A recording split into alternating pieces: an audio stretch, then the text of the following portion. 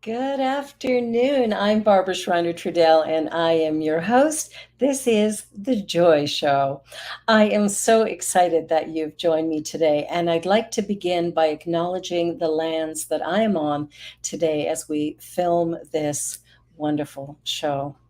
The land we're meeting on has been the home of the indigenous people and nations long before colonial documentation of time, and is specifically the land of the Wendat, Anishinaabe, Mississaugas of the Credit, and the Haudenosaunee.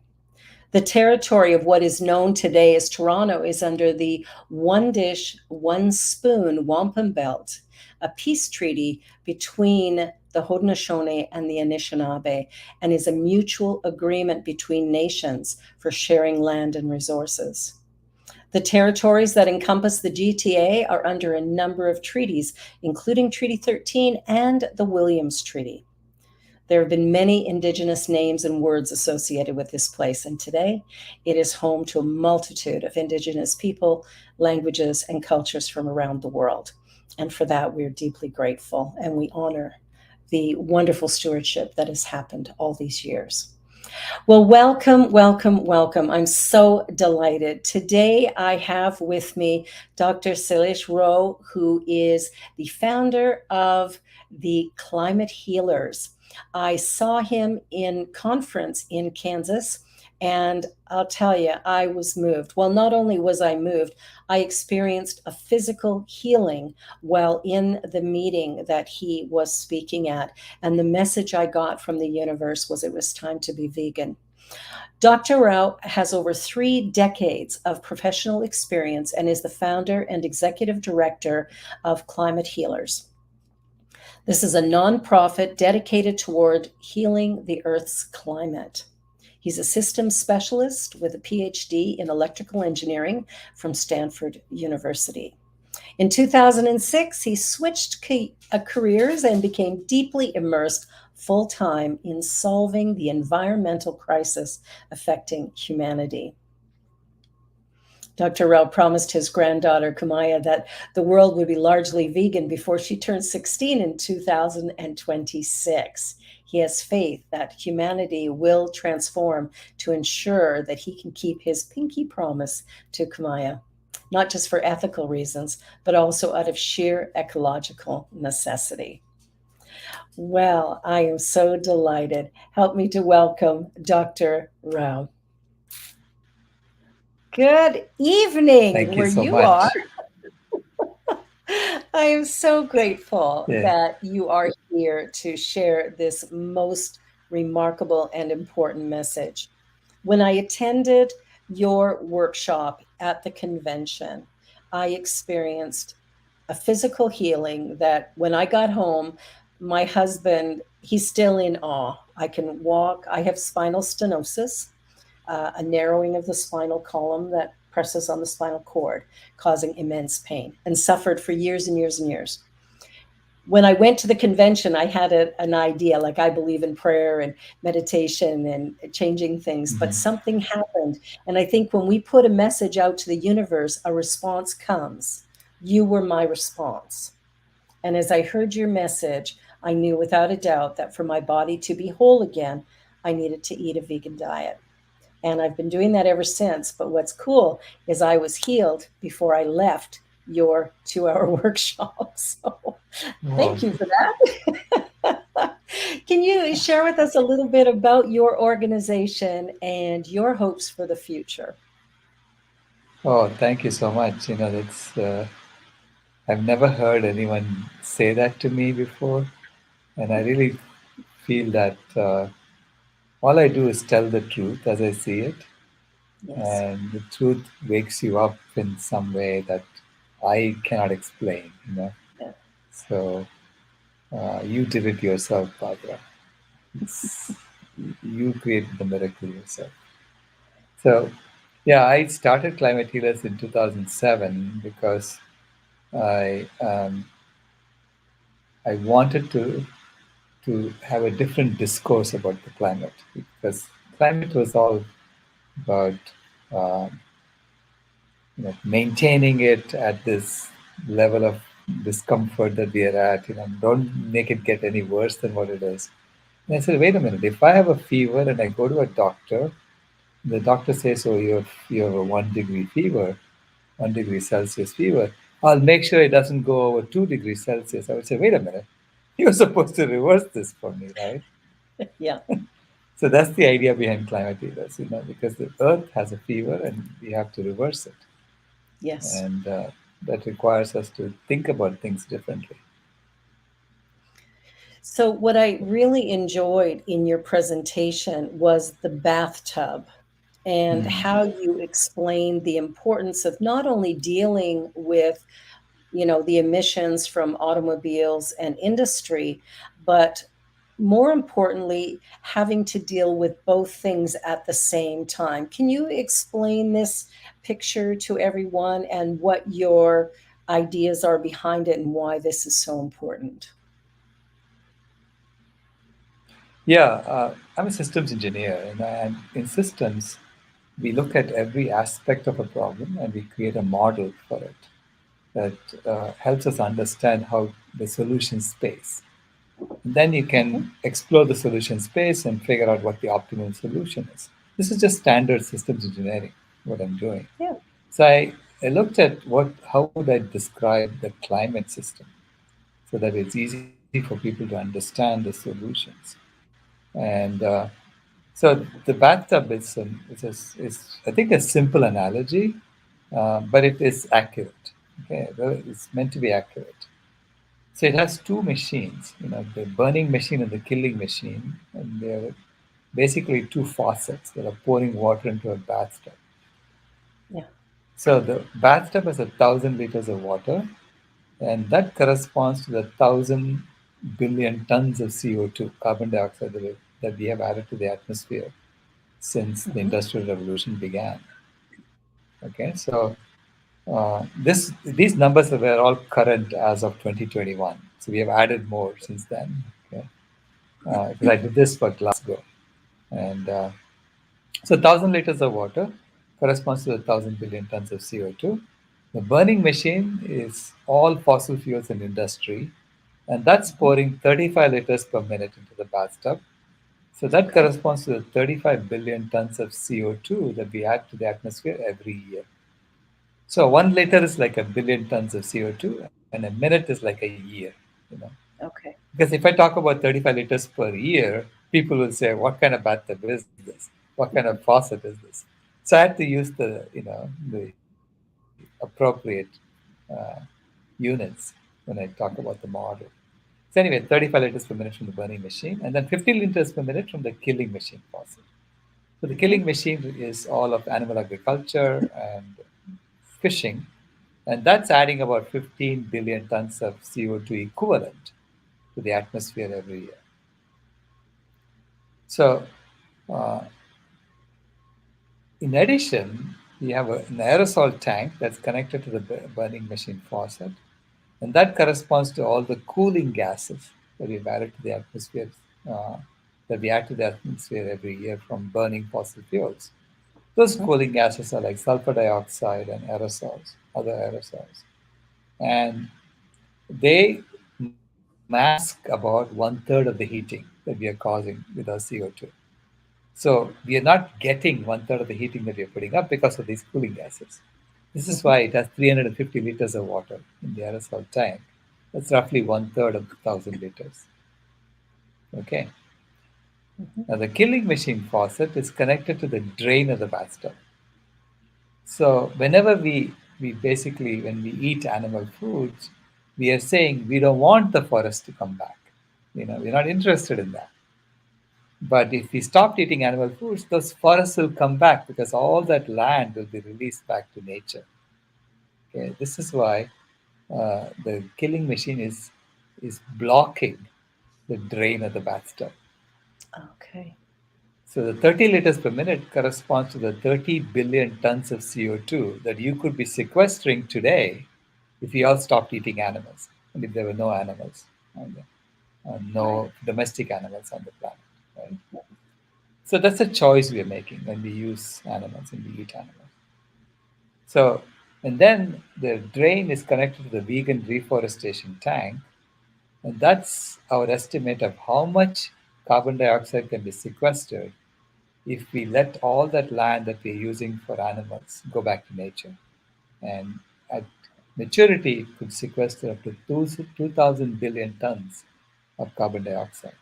And that's because of the trees, correct? Trees Right. absorb carbon. Okay. Yes. So we have cut half the trees on the planet over the last 10,000 years. There used to be 6 trillion trees. Now there are only 3 trillion trees. And all Okay. that land that the trees were sitting on, I mean, we are using it as grazing land mostly for animal agriculture. And some Right. of that land has been desert, made into desert as well, Hmm. usually by grazing with animals. And then the animals, as they graze more and more, the land becomes a desert, right? Yes. And so this is just an estimate of the total potential of the vegan reforestation um, option. So that's the setup. And then we say, the burning machine faucet, if we turn it down by 1 liter per minute, from 35 to 34, it will pour 10 liters from the aerosol tank into the bathtub. Hmm. Okay. So for every 1 liter per minute, you get another 10 liters from the aerosol tank into the bathtub. So if we shut it off, all 350 liters will pour into the bathtub. Right. Okay. So the killing machine, for every 1 liter per minute that you turn down the killing machine faucet, 2 liters per minute will open up and drain from the bathtub into the vegan reforestation tank. So that if you shut it off completely, all 30 liters per minute will drain from the bathtub into the into the vegan reforestation tank. So then we also in the setup say that if the bathtub has more than 1,200 liters of water, the baby is going to drown. So we cannot let it go over 1,200 liters. Right. Okay. So then I'm asking people, if you're all competent plumbers of climate change, how would you solve this problem? How would you prevent the baby from drowning and drain the bathtub without overflowing the vegan reforestation tank? So this way we can all solve climate change together. And then based on that, decide what do we want to do with our lives. Yes. So we have to shut off both faucets. Just like Right, if my bathtub was backed up, I'd have to shut off both the hot and the cold, right. clear the Yeah, clog, and let it drain. I can't shut off just the cold water because eventually it's going to overflow. exactly. So the Ah, first thing we understand is that the mainstream discourse, which is only focusing on the burning machine, burning machine. Mhm. is missing the other part.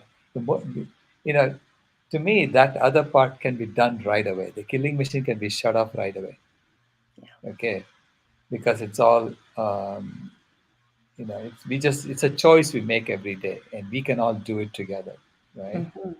Uh, and also, the burning machine has some social good associated with this, with the harms that it's causing, Mhm. because it's cooling the atmosphere by a 1/3, which, right? Yeah. Number one. Number two, we heat our homes with it. We air condition our homes with it.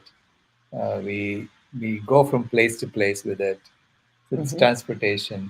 So it's doing some social good, whereas there is nothing good about the killing machine. It's Right. just killing, right? It's actually killing the animals. It's causing us all these diseases, Mhm. right? And it's destroying the planet, it's destroying the climate. And I cannot think of a social good that comes from killing. No, I can't No? either. Yeah. It, So, it's not obvious for sure. yeah, I know it is. Uh, and so this is why I was so surprised that no one wanted to talk about it. Yeah. Because in engineering, everything is on the table. We have to put everything on the table if you want to solve a problem. And we Yes. have to look at the entire problem. We have to look at all the entire solution space. We can't say, well, that's politically inconvenient. I'm not going to look at it. Uh, Well, and I think that's probably, when you look at the dairy industry, you look at the fishing industry, you look at the beef, pork industry, all of these industries, uh, what happens is all of those people, of course, are fighting to maintain what they've always done rather than be willing Mm. to look at a new way of being in the world to create something different. And I've noticed that Right. even with the automobile industry, like the resistance to, reducing the amount of fossil fuel we use in our vehicles, there's a resistance there. It's like, no, we have to Mm. build these big cars and trucks, and you can't shut us down. And I think there's how do we create a willingness on the Mm. part of humanity? And what I love about your presentation is that it's such a clear picture. We have a choice. We can drown or we can live. And if we Right. want to live, then we have to find a new way of doing things.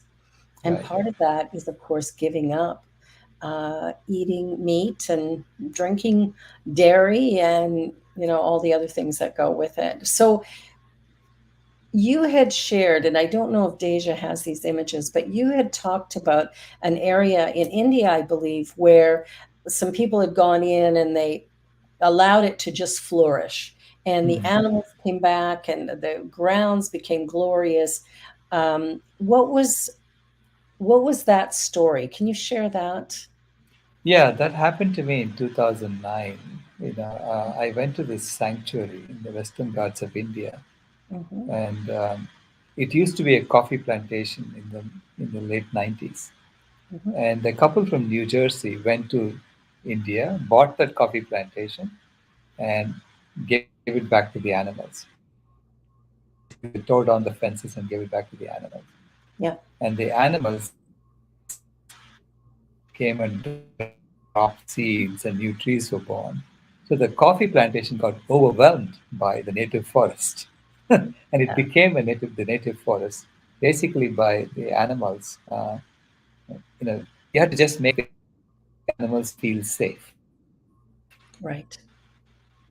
And so they grew Yeah. seeds and new trees were born. Yeah. I think, that So idea it's of just amazing. Just let. Mm. yeah, if we let animals feel safe, then everything sort of goes back to a collaborative type of system where everybody wins. Right, right. You But know, we tend to look at animals and insects and everything as predators, or we don't like them, we don't want them, and so we want to get rid of them. And yeah, here's a great image of, what's happening. People are outraged by what's happening to the polar bears. Well, unless we start following your model, polar bears will be extinct in short order. But more right, importantly, we will be extinct right. if we So it's, continue. so this is, to me, this is like we are on a ledge in the mountain, and there are steep falls on either side, and so we need to just focus on the next step forward, and not think too much about all these steep falls on either side. Know that it's there, but we need to just look at the next step, and so on, Yeah, and reach that promised land that's in front of us. Because the answer is quite simple. My granddaughter took me to Cinderella, to yeah. watch Cinderella, and Cinderella. I thought at first I was going there to just accompany her, and that I would be bored watching the movie. Yeah. And I realized it was actually for me, not for her. Because Cinderella said something that made me wake up and say, my God, I better pay attention to this. Because Cinderella said, have courage, be kind, and all will be well. Have courage, be kind, and all will be well. Oh, Yes. oh, It takes courage to be kind when everyone is cruel around you. You know what I mean? So yes, it takes courage to be kind. It takes courage to say, I'm not going to do that, even though everyone is doing it. yeah. right? Yeah. So be kind to all life. So be kind, without any exception, Yeah. and all will be well. And the second thing she said was, just because it's what is done doesn't mean it's what should be done. And I said, so that became my second Cinderella principle. Wow. Because just because we have been doing something doesn't mean you have to keep doing it. Yeah, of Circumstances change, and we need to change with it. We have to adapt, right? course. And the third thing she said was, imagine the world as it should be and work for it, not the world as it is. Mm. So, children's movies, I mean, there's so much wisdom in them. I didn't realize it until I watched it with her. Well, that's a wonderful story, and I really love that, because I know for me in the teaching that I'm in, I'm with the Centers for Spiritual Living, and the teaching that we have is a teaching of oneness, Mhm. and the fact that everything is part of one thing. There isn't, nature and people and commerce. There's only one thing, and we all live, move, and have our being in that one thing. And Mhm. whatever I'm thinking about or focusing my attention on, and that's what grows and expands. And so if Mhm. I'm focusing on only the problem rather than focusing on what might be a solution, then I make the problem bigger. Oh, I can't become vegan because, well, I like my steak. Well, okay, house make plant. It's Right, right. come up with a new strategy. So I think what I love the most about what it is that you share is the gentleness in which you present, but also the clarity and the practicality of what it is that you are talking about and how much sense it makes. So I'm really hopeful that, from this interview and from everything that you're doing, that more and more people are going to join Climate Healers and begin to take those first steps. My husband's not fully vegan yet, but he's Mhm. becoming a great vegan chef. So I figure it's just a short little bit before I have him all the way. Yeah, I So, tell people, look, we are all on this journey together. We are yes, all going to get there because we are all coming home to who we really are. that's the Because, key. yeah, that's to me, it's just we took a detour for 10,000 years where Hmm. we were heating the climate of the planet so Yeah. that the planet does not have to go back to another ice age again, right? Hmm. So we heated the climate of the planet, and now we are being woken up and told, "Come home. You're done. You're Yes. done with that job." So I really see even uh, our dependence on animals. Hmm. The animals were basically mothering us. They were they were sort of uh, like the cow is literally mothering us, right? So she was giving us her milk for Yeah. 10,000 years, and now she's saying, uh, "Please grow up and wean yourself from me because you are an adult. I mean, you're not a toddler anymore. You can just stand on your own feet, eat your own food, and take on your responsibilities seriously. Yeah. Because as soon as we admit that we're changing the climate of the planet, we have the responsibility to harmonize the climate of the planet and Yes. to maintain it on behalf of all life. So we are actually serving the animals and as a species. So, I mean, the idea of the oneness of all life, Yeah. it's it shows that there is this tremendous intelligence that's at play here. And so Absolutely. every species, every one of us belong exactly as we are. Yes. And we have been serving the whole all along, even though we didn't know it. Exactly. Yeah, we thought The we were separate, but it's not. Yeah. No, it's not. And the Joy Show, I think of the word joy as an acronym, just one you. And that Mhm. is each one of us finds our true, authentic self. We actually show up kinder, Right. gentler, and more compassionate, more loving as we stand in, I'm created by an intelligent system. And Mhm. so who I am and how I'm created is obviously right.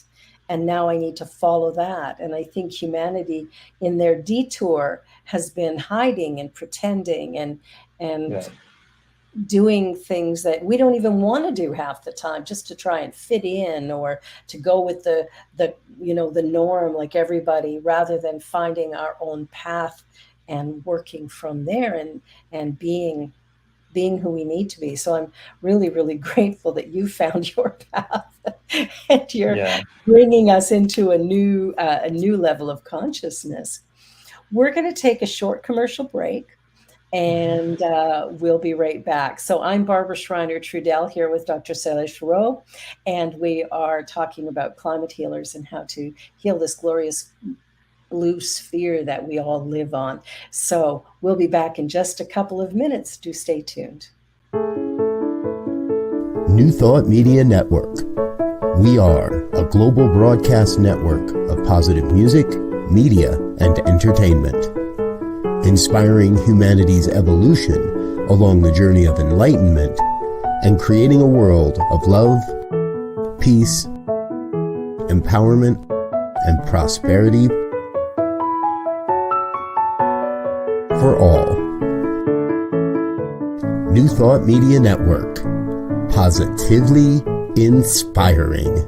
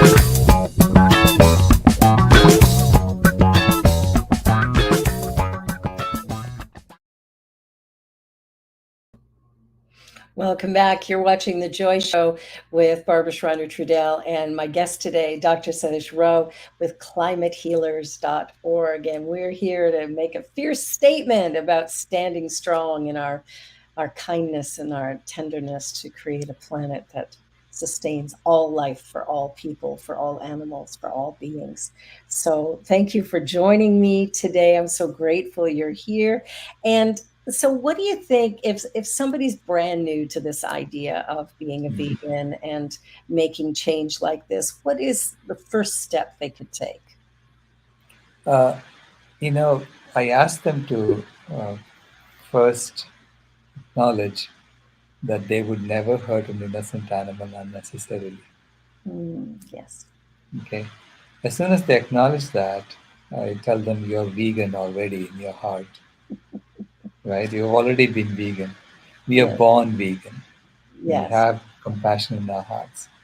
And as soon as people realize that, it becomes their journey, not Mm, mine. So it's not that I'm telling them to do it; they're doing it themselves because they want to be in alignment with who they really are. yeah, Um, and that is the best way to get a transformation happening I in agree. anyone, you know. Um, because and then you have to give them support, like community support. So do it together as a community. And when you do it together as a community, it becomes easier because you can exchange notes, you can understand how someone else solved the same problem. And so, I mean, we have WhatsApp groups with, 40, 50, 60, 70 people who are trying to do this together, and they basically help each other. So the mentors have to be just they just start the process off, and then we just stand back and watch what's going on.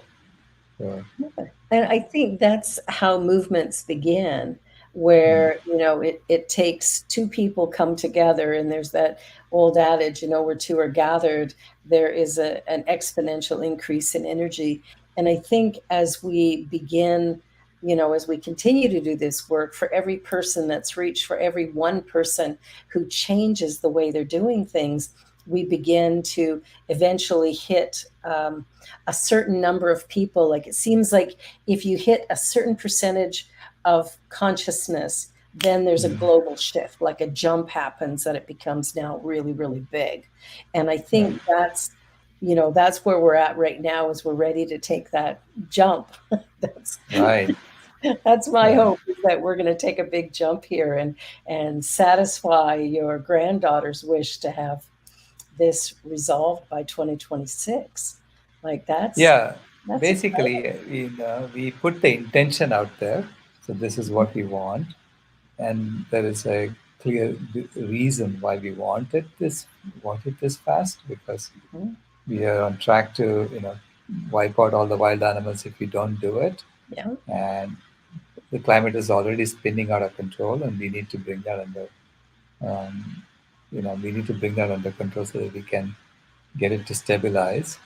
So everything is telling us. Look at our personal health. If you look at environmental health, you look at the health of the animals. Everything is telling us, stop the killing. Yes. Yes, Yeah. stop killing and start healing and start regenerating life on the planet.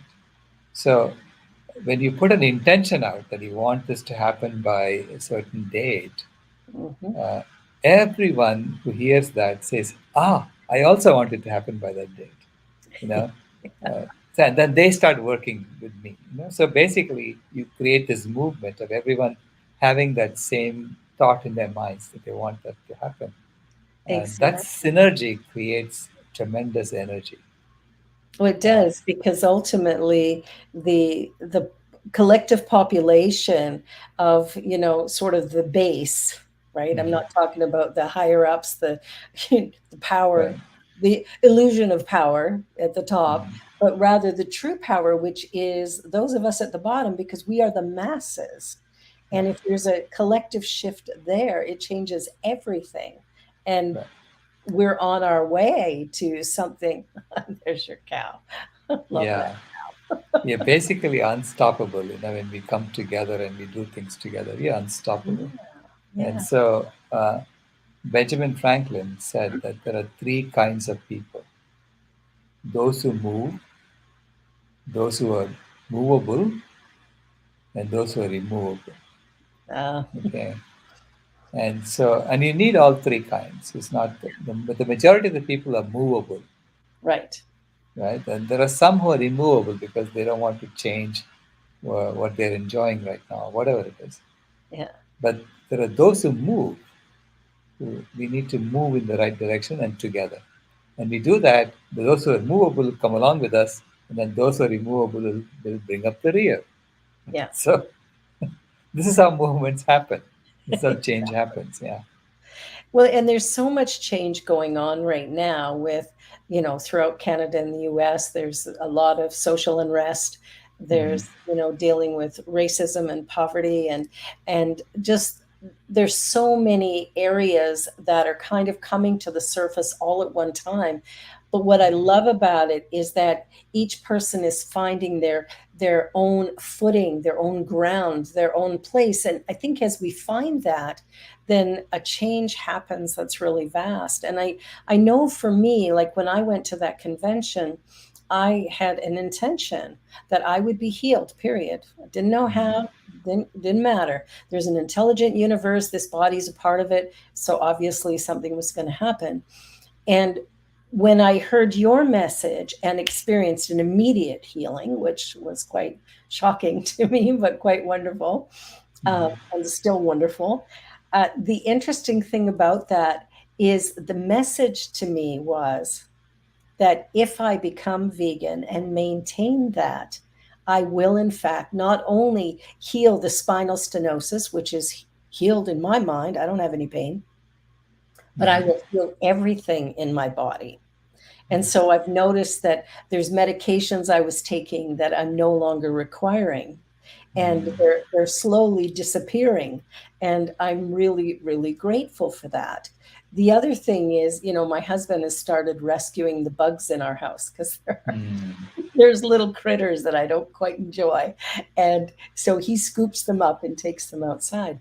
And I think all of the little things we do that seem minuscule actually are quite huge in the grand Yeah. scheme of things, that this is what we're moving toward, is creating something better.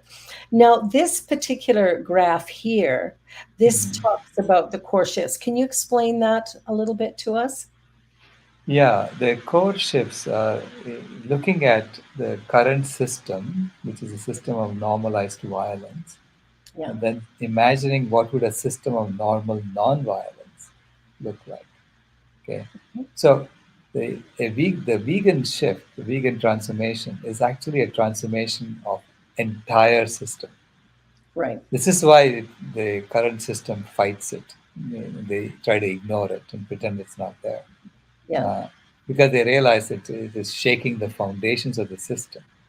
Okay, so the core shifts we look at what are all the civilizational shifts that are going to happen. You know, from speciesism, colonialism, racism, ableism, and patriarchy to ahimsa and sacred relationships. It's a different paradigm of how we relate to each other, Yeah. non-violence, and from diseases and divisiveness for humanity to health and harmony and diversity for humanity, from destruction and exploitation of the planet to regeneration and caretaking of the planet, from violence and cruelty to animals to kindness and compassion for animals, right? From a mindset of scarcity to a mindset of abundance, from a culture of uh, consumerism to a culture of uh, generosity and abundance, Yeah. right? And finally, from a profit driven extractive economy to a service driven regenerating economy. Love So, that. because James Lovelock made it very clear, he told us if the earth improves as a result of human presence, we will flourish. If it does not, we will perish. So I say, how can we expect the earth to improve if we want to continue with a profit driven extractive economy? Yeah. We keep extracting more and more and more. The earth is not going to improve. We know that. So we have to start regenerating, right? And we have to have a service driven economy where we take care of all life. We take care of each other and we take care of all life. And that's a different game altogether.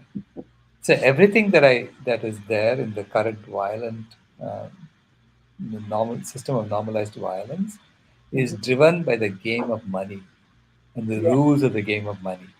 Mhm. Okay, so we can actually create a new game of money, a new game where everything that we want that's non-violent is automatic. Yeah. So we just play the game, and everything that we want will happen. You know what I mean? So we can create a system like that. I love that. I Yeah. think that's, one of the things that I've been, speaking with a number of people about.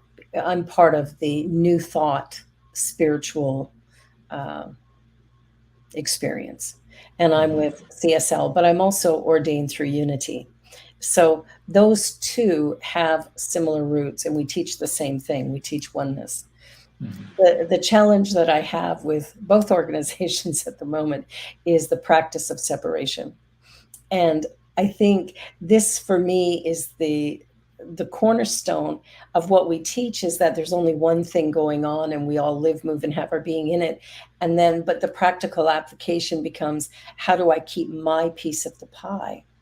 And I think this is where the shift in consciousness has to change, that we begin to come together in collaboration and cooperation, and Mhm. that we have conversations about where we're experiencing difficulty, and not to fight one another, but to come to understand each other so that we can begin to heal our consciousness, so we can begin to experience that healing globally.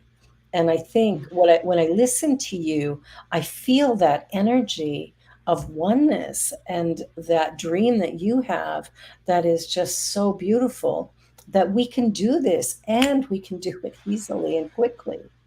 Yeah, I mean, see that what drives me is knowing that we have done this before. Yes. It's not something new for us. We have done this thing several times, in in clear examples I can give you. Mhm. Uh, every engineering project is a collaborative project, Right. and we create something that no one engineer could have done on their own. Okay, this laptop is a collaboration of thousands of people working together, okay, to Yes. make this happen. Or anything, right? A spaceship that goes to the moon. Yeah. I mean, that had a million engineers working together. And that was a collaboration. If we take one engineer out of that and say, go build a spaceship, he would never be able to do it. No. Okay, so that's collaboration. So we know how to do this. And now I'm saying, when we say that we have to maintain the climate of the planet so that it doesn't go haywire, that's an engineering project, Mhm. right? And for that we need to collaborate like engineers do. And Yeah. I know how to run engineering projects. I know how engineering teams work, and I know how to make them work well. The simple rules. Yeah. First thing is, make everyone feel like they belong on the team. Mhm. Okay, Yeah. everyone should feel like they belong in the team. Yeah. And secondly, tell everyone that we all make mistakes. That's okay.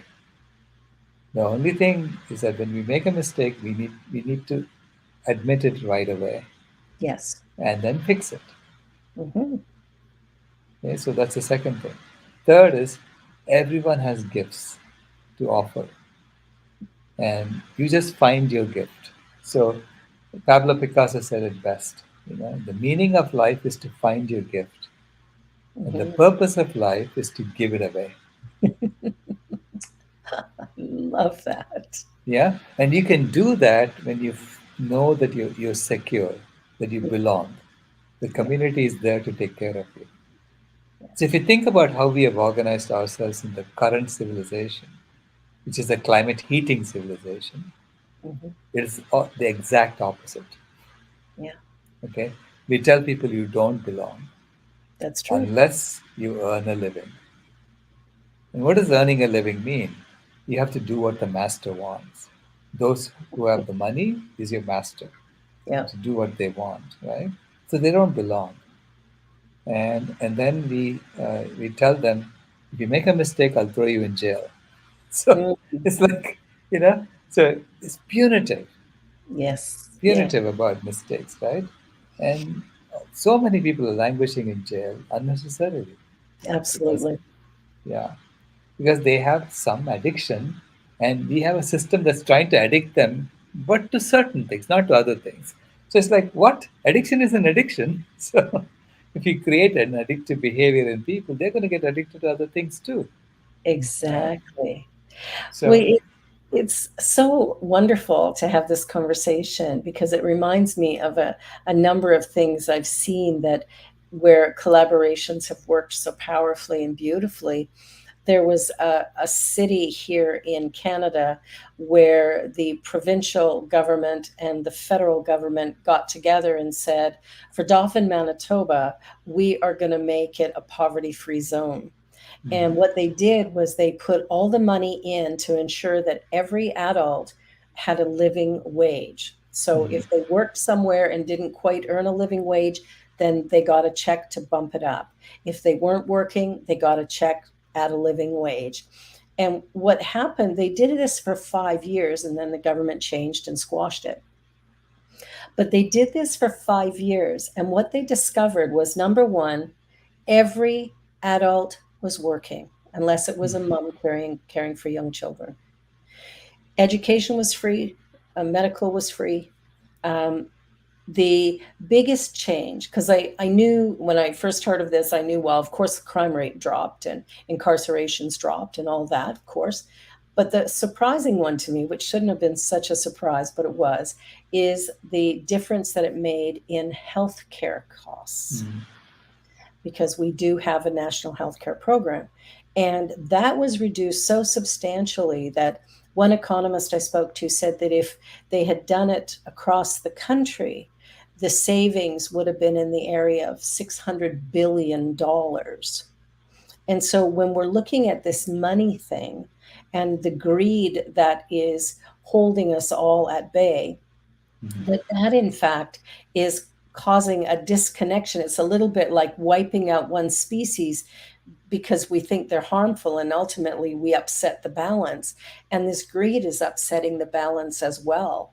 And Mhm. so when I looked at what happened there, it just anchored that idea of cooperation and collaboration, finding pathways and conversations with one another, so that together, like you say, with an engineering project, we have to come together because many minds will find the solution. Right. And interestingly, we're doing it, and yet we keep falling back into that old model of Right. me. Yeah. No, that's the current system. So the architecture of the current system is encoded in the money game. Yeah. Okay, and the money game has this. All money is created in the form of debt in the game. Yeah. Okay, and the rules of the game are that when you extract from nature and you send the product up the hierarchy, then you're allowed to take as much profit as you want, as much profit as the market can bear. So, which means that, you know, a person who's growing rice in India gets paid 5 cents a pound, even though the rice is being sold for $2 a pound at Whole Foods. Mhm. And so we then celebrate Jeff Bezos for ripping that woman off Yeah. because he made $1.95, whatever, some portion of that, Yeah. Yep. I right? agree. So we celebrate that, but then if Jeff Bezos gives $2 to charity, and only 5 cents goes to the person he gave it to, and the rest got ripped off by someone in between, we throw that person in jail, right? Mm, yeah. Whereas, why did we celebrate Jeff Bezos when he took it from the woman, but throw the other person in jail? That's just the rules of the game. Yeah. So we Okay, have to we just made dismantle it it. up. It's time to close that game board and put it away and create a whole new system that Right. will honor. I remember as a young child, I love the story of your granddaughter because it reminds me of when I was little. And, this is going back a very long time, and watching war movies. And when I was a teenager, I read everything I could find on World War II because it seemed so insane to me that adult human beings would think that killing each other would arrive at peace. Mhm. And I was trying to understand it. I was trying to, figure it out. And this is going from the time I was 7, 8, 9 years old, going, this doesn't make sense to me. And most of what's going on in the world today doesn't make sense to me. You make sense to me.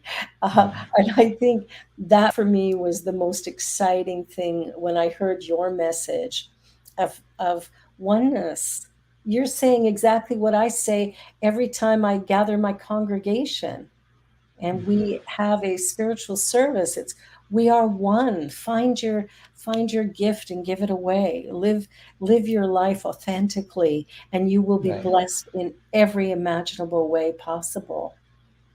See, but we don't. We have created a system in which we prevent people from doing that, Yes, we do. Yeah. right? So we need to create a system which allows people to do that, Yes. and that's actually the role of. That's what happens in an engineering project, right? We give them security. I make them feel like when they say they belong in the team, well, we make sure that they have a salary and they can go and eat dinner and Yeah, spend time with their family and all that, right? So we make them feel secure first and foremost that they belong in the community. exactly. Then they can find their gift, and then they can give it away. Yeah. And that Otherwise, they are scrambling, right? So well, exactly, and that's where a lot of the crime and stuff is coming from, is that people are striving to try and, find their place and doing it in a way that, of course, yeah. by society standards is not working. And that's what I loved about the Mincomb project in Dauphin, Manitoba, is it showed how successful this would be. Mhm. And it was it was ditched. It was done in the 70s, right? So we're talking over Yeah. 50 years ago. And it's like that's what we need to get back to. There was a Mhm. city here that there was a meeting of mayors, and all these cities were talking about the problems they were having with homelessness. And one mayor stood up and said, "We don't have any." And they said, "Well, how did you solve it?" And he said, "Well, we gave everybody a home." Exactly. The simplest solution is often the answer, right? But Yeah. we're greedy. We're trying to get something for me and harming someone else in the process. Yeah. And that's not going to get us anywhere. Yeah. So again, when I talk about veganism, people always, invariably ask me, what are we, how are people going to eat? Because they are going to lose jobs. 1.5 billion people are employed in the animal agriculture industry. They're all going to lose their jobs. Mhm. So how are we going to eat? How are they going to eat? I said, they're going to eat food. You don't need a job to eat food. You just go get the food and eat it. So it's one of those things, right? So I mean, animals don't go around looking for jobs in order to eat food. They just Yeah, eat the food. yeah, So in the same way, we can do it too.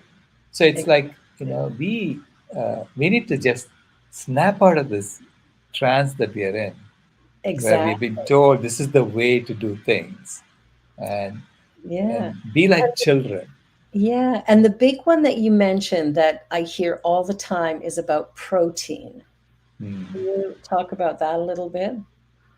Yeah, this is the myth, right? That they uh, told us protein is only found in animal foods, in meat Right. or dairy, and they actually put that in schools. The way they put it, Hmm. you cannot catch them. You cannot say they're telling a lie. They Yeah. just say meat has protein, which Yes, is true, it does. Yeah. but so does every plant food.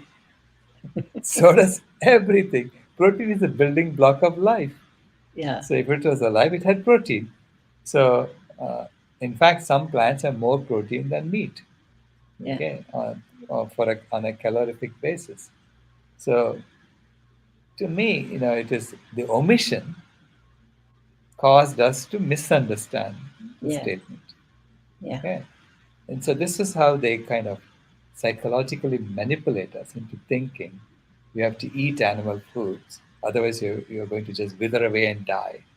A Right. lot of people think that. Okay, 95% of Americans think that way, Of and course. that And is they also think that, being vegan is really difficult because how are you going to get enough protein? What right. ways do you mix the food to make sure that you get what you need? And I mean, fruits and vegetables are loaded with a whole manner of good stuff. Right. So to so there's been so much misinformation that Mhm. has been given, and we've bought into it. We believe it. Right. Because it was done in Yeah. school textbooks. See, when I first found out all these things, this was back in 2009, 2010 time frame, I was really angry. I was thinking, my God, they lied to me as a child Yeah. in my textbooks. Hmm. I really, I felt like, lying to children should be a crime against humanity. Yes, it is. So this is why when my granddaughter was 3 years old, I made a promise to her that I'll never ever lie to her. I'll Mm, always tell her the truth, no matter what. yep. Okay, and so she later told an interviewer that that made me feel safe. Oh, yes. It's the truth that makes us feel safe, knowing that we tell the truth. In fact, her mother has told her that she will never ever get into trouble if she tells the truth. Exactly. Yeah, I've done the same with my children, Mm. and they tell me everything. Right. That makes them feel safe with you. Yeah, So, yeah, so, so it is that uh, safe, knowing that you belong and knowing that you are taken care of, that you have a safe space yeah, helps you flourish as a human being to absolutely. find your gift and to give it away. Yes. You are a remarkable individual, and I am so grateful I had the privilege to meet you at convention and to experience what it is you're sharing. And I'm so incredibly grateful that you're up so late at night to be able to be on this recording today. I am your number one fan, and I'm going to do everything I can to help to push this message forward because it's so essential. And I'd like to have you back again sometime, and we'll pick a different time of day so you can do it. Sure. Do it in the daytime hours or something so you're not up half the night to do a show. But I just want to say that you are a gift to humanity at this time, and that your beautiful spirit is changing our world for the better. And I'm just beyond grateful to share your message. So, for everybody who gets the opportunity to watch this show, I want you to check out climatehealers.org. Go there, volunteer, donate money, but change your diet.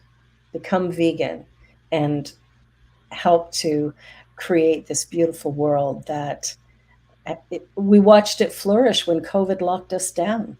Everything flourished. I watched my neighborhood, all the little wildlife and everything just bounced back quickly. We can do this. Dr. Sailesh Rao, thank you, thank you, thank you. I so appreciate you. Have a Thank you so wonderful much. sleep tonight. Say hello to your beautiful son for me as well, and give that granddaughter a giant hug when you see her next. I love you, my friend. Peace. I love you too, Barbara. Thank you so much. Bye for now. Well, thank you for